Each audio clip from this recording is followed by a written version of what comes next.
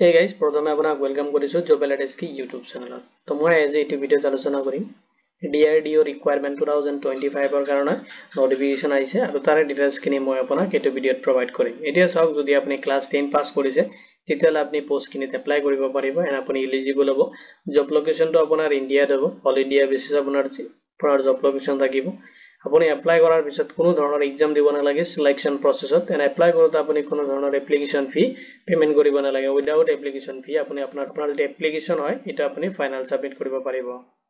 Next চাওক, আপোনাৰ eligibility ক্ৰাইটেৰিয়াখিনি আপুনি কেনেকৈ চেক কৰিব সেইখিনি প্ৰসেছ মই আপোনাক এই ভিডিঅ'ত প্ৰভাইড কৰিম। কেনেকৈ আপুনি এপ্লাই কৰিব, এণ্ড এপ্লাই কৰাৰ আগতে কি কি ইম্পৰ্টেণ্ট ডকুমেণ্টছ আপোনাৰ লাগিব যাতে আপোনাৰ এপ্লিকেশনটো ৰিজেক্ট নহয়, এণ্ড ইম্পৰ্টেণ্ট ডেটখিনি মই আপোনাক প্ৰভাইড কৰিম।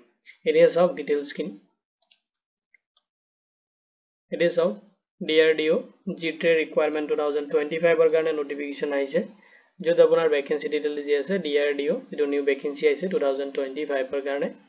Organisation defence research and development অৰ্গেনাইজেশ্যনৰ পৰা আহিছে। পোষ্ট নেমখিনি দিয়া আছে।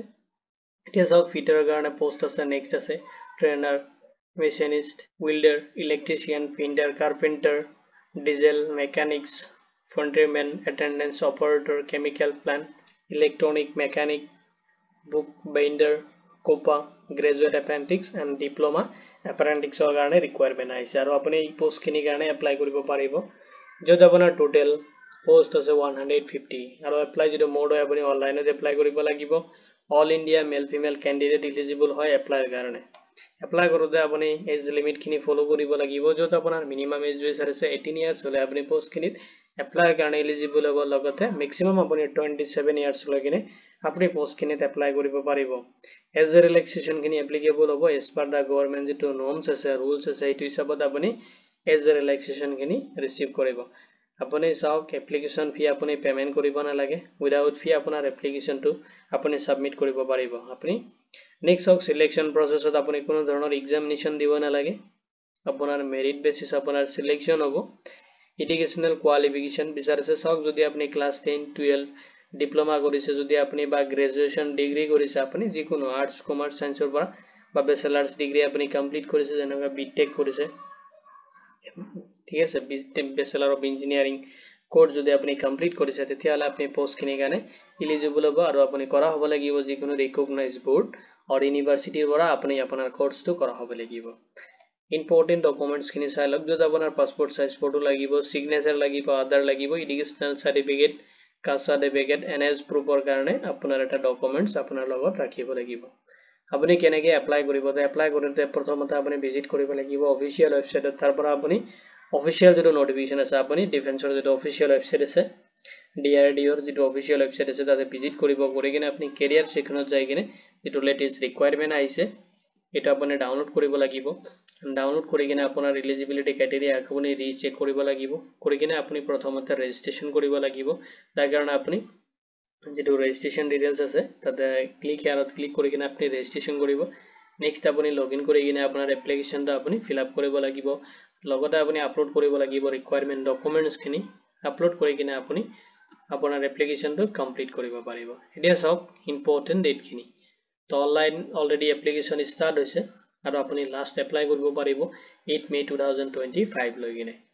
ইম্পৰ্টেণ্ট লিংকখিনি দি আছে আৰু ইম্পৰ্টেণ্ট লিংকখিনি মই আপোনাক এইটো ভিডিঅ'ৰ ডেছক্ৰিপশ্যনত প্ৰভাইড কৰি দিম। এতিয়া চাওক, প্ৰথমতে আপুনি যিকোনো ব্ৰাউজাৰ এটা অ'পেন কৰি ল'ব আৰু তাতে যদি আপুনি চাৰ্চ কৰে www.drdo.gov.in চাৰ্চ কৰিলে ডিফেন্স ৰিচাৰ্চ এণ্ড ডেভেলপমেণ্ট যিটো অৰ্গেনাইজেশ্যন হয়, DRDOৰ অফিচিয়েল ৱেবছাইট এইটো হয়। অফিচিয়েল ৱেবছাইটত আপুনি ভিজিট কৰিব পাৰিব।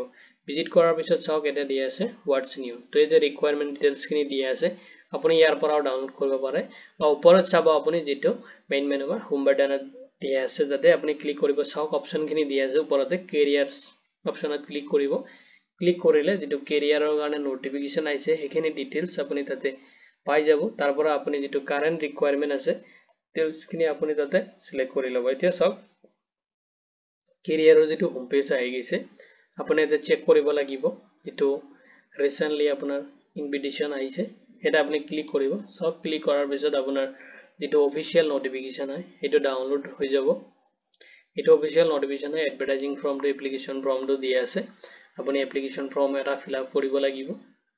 এতিয়া চাওক অফিচিয়েল নোটিফিকেশ্যনটো ডাউনলোড হৈ গৈছে তো মই এইটো ভিডিওৰ ডেসক্ৰিপচনত আপোনাক প্ৰভাইড কৰি দিম তাতে যদি আপুনি ডাইৰেক্ট ক্লিক কৰে অফিচিয়েল যেটো নোটিফিকেশন আছে আপুনি তাৰ পৰা ডাইৰেক্ট ডাউনলোড কৰিব পাৰিব এটি ইম্পৰ্টেন্ট লিংক খিনি দিয়ে ইম্পৰ্টেন্ট ডেটস খিনি দিয়া আছে যত আপুনি এপ্লাই কৰিব লাগিব অনলাইন যেটো 8 মে লৈকে লাষ্ট ডেট হয় আপুনি সাবমিট কৰিব পাৰিব এপ্লিকেশনটো নেক্সট আপোনাৰ DRDO যেটো অফিচিয়েল ওয়েবসাইট কেনেকে কেতিয়ালৈকে থাকিব আৰু ডিটেইলছ খিনি দিয়া আছে ওকে তো কেতিয়া আপোনাৰ সিলেকশন প্ৰসেস খিনি চলাব আৰু ডিটেইলছ খিনি দিয়া আছে আৰু এইটো ইমেইল আইডি দিয়া আছে আপুনি এইটো ইমেইল আইডি টো যদি কোনো ধৰণৰ ইনভিটেশন থাকে আপুনি তাতে মেইল কৰি দিব পাৰে তো গোটেইখিনি ডিটেইলছ আপুনি ইয়াতে পাই যাব তো ভিডিওটো চোৱাৰ বাবে ধন্যবাদ দেকিনে মই আজিৰ ভিডিও ইমানতে সামৰিছো যদি এইটো ৰিকোয়াৰমেন্ট ৰিলেটেড কোনো ধৰণৰ কোৱেশ্চন থাকে আপুনি এইটো ভিডিওৰ কমেন্ট সেকশনত কমেন্ট কৰি দিব